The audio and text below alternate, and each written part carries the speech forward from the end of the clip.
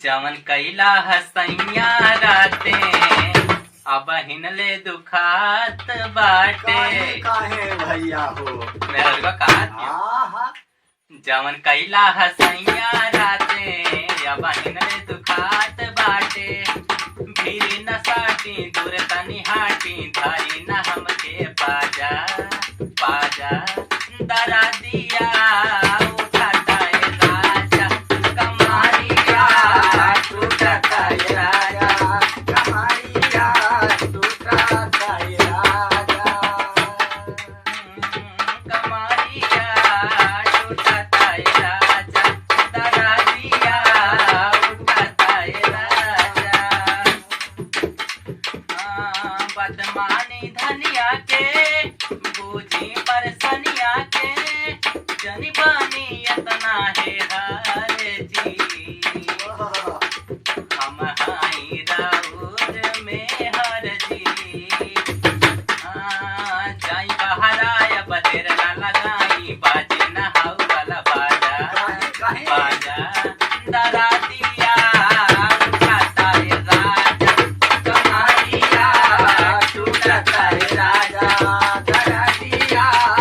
क्या बात माता कमारिया टूटता है राजा सुनाया मर पिया हो धड़केला दिया हो तोहरा बिन हम रहना पाई हो।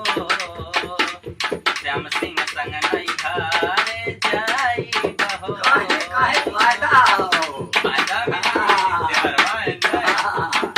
बड़ा मुरझाइल नशा में नसाइल पियल तू बड़ा गाजा गाजा दरा दिया उठाता है राजा कमारिया टूटता है राजा दरा दिया टूटता है राजा कमारिया टूटता है राजा दरा दिया उठाता है राजा कमारिया टूटता है राजा दरा दिया उठाता है राजा कमारिया टूटता है राजा।